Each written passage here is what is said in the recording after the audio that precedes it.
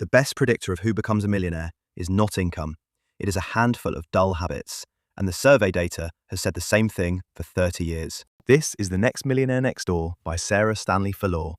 Her father, Thomas Stanley, wrote the 1996 classic that found most American millionaires lived quietly next door, drove used cars, and never looked rich.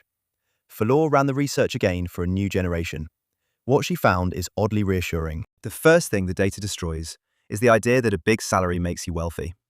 Fallaw kept meeting high earners with almost nothing behind them. Stanley had a name for them: big hat, no cattle. All the trappings of money, and almost none of the actual money. Picture two people on the same £50,000 a year. One quietly puts a slice aside every month and invests it. The other spends the lot and upgrades the moment a pay rise lands. After 30 years, they are not remotely in the same place. Here is that gap drawn out. Same salary the whole way. The only difference is what each of them did with the surplus. One line becomes real wealth. The other barely leaves the ground. Nothing about their income explains it. Only their habits do. Stanley left us a rough test for this. Take your age, multiply by your yearly income, then divide by 10. That is roughly the net worth someone on your income should have built by now. Clear it comfortably, and you are what he called a prodigious accumulator. Fall well short, and the income is passing straight through you. Fallaw updates one thing here. The old book worshipped frugality. She reframes it as intentional spending. Not denying yourself everything, but pointing your money at what genuinely matters to you and cutting hard on what does not. Frugality for its own sake is just misery. Intentional spending is aim. The face of wealth has changed since 1996. Fallaw's millionaires are younger, more likely to be women, more diverse, and far more likely to have built a business than to have climbed a corporate ladder. First-generation wealth, in other words.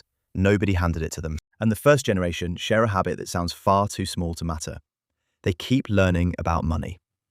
Fallaw found the wealthy spend real time on their own financial education, week in and week out. 15 quiet minutes reading, repeated for years, compounds like everything else in this book. On investing, the pattern is boring by design. Broadly diversified, low cost, and held for the long term. The wealthy are strikingly unwilling to hand a manager 1% a year to do what a cheap global tracker does for a fraction of the cost.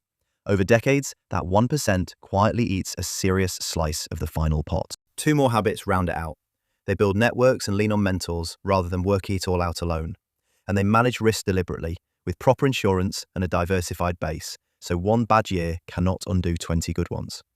Wealth is as much about not blowing up as it is about growing. None of this needs much translating for a British reader. Spend with intention, then fill your ISA and pension before anything taxable. Capture every penny of the employer match, because that genuinely is free money. And if you can, invest a slice of each pay rise before lifestyle creep swallows it. Fallaw's accumulators nearly all shared one final thing: a clear target. They knew, roughly, what enough looked like, and they tracked their net worth toward it rather than obsessing over their salary. In Britain, the median household sits around £300,000. Knowing where you stand is the start. Our honest take, and we will be blunt. It is more of a data report than a page-turner, and some chapters read like the survey summary they are. But the central finding is quietly radical. Wealth, for most people who reach it, is built from ordinary income and stubborn habits, not a big salary and not luck. So keep the part that lasts. It is not what you earn that builds wealth, it is what you keep, how sensibly you invest it, and how long you can leave it alone. On an ordinary salary, those habits will do real work in your ISA for the rest of your life. Our full written review of The Next Millionaire Next Door is linked in the description. Follow, like, and subscribe for more.